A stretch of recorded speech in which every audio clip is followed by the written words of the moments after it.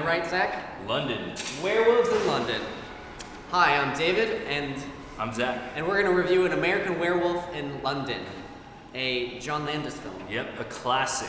So, before Twilight, there were werewolves in other movies, and this is one of them.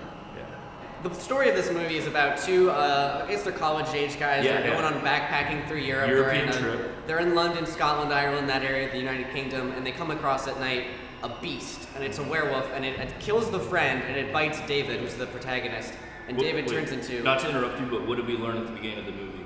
The most important rule. Beware of the moors. Gotta beware of the moors, stay on the road.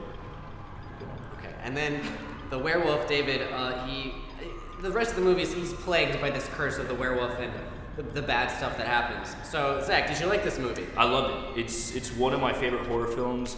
It's as funny as it is scary, and I'm a big Landis fan, and it's Landis in his element. He gets some funny stuff. You got special effects by Rick Baker.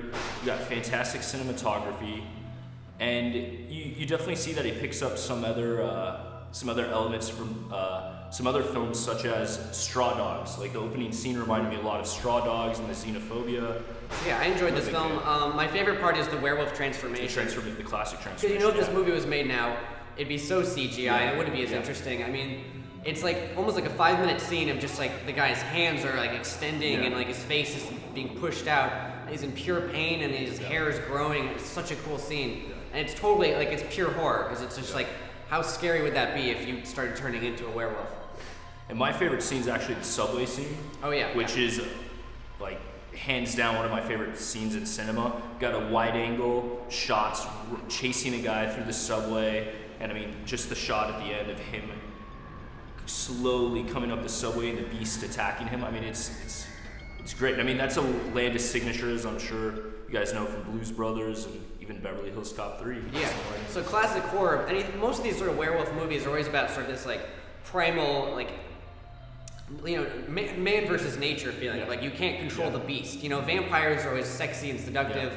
Werewolves are just more hairy and bestial, and like they kind of just take over when the moon's out. And that's sort of the fear that I think this movie plays on. The only thing I didn't like about the movie is the ending. I feel like it's very abrupt.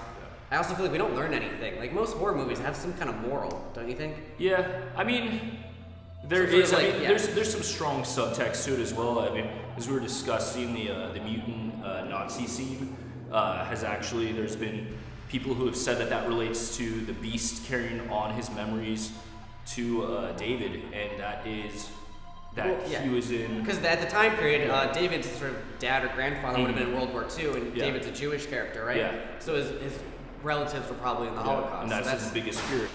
Do you like the remake several years later? Yeah, there was like a sequel about like American Werewolf in Paris. I didn't see that. I don't think anyone saw that. Yeah, I saw it. It was like an MTV film of the 90s.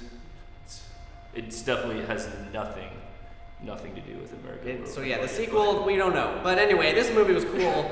You like werewolves, check this movie out. I'm David. And I'm Zach.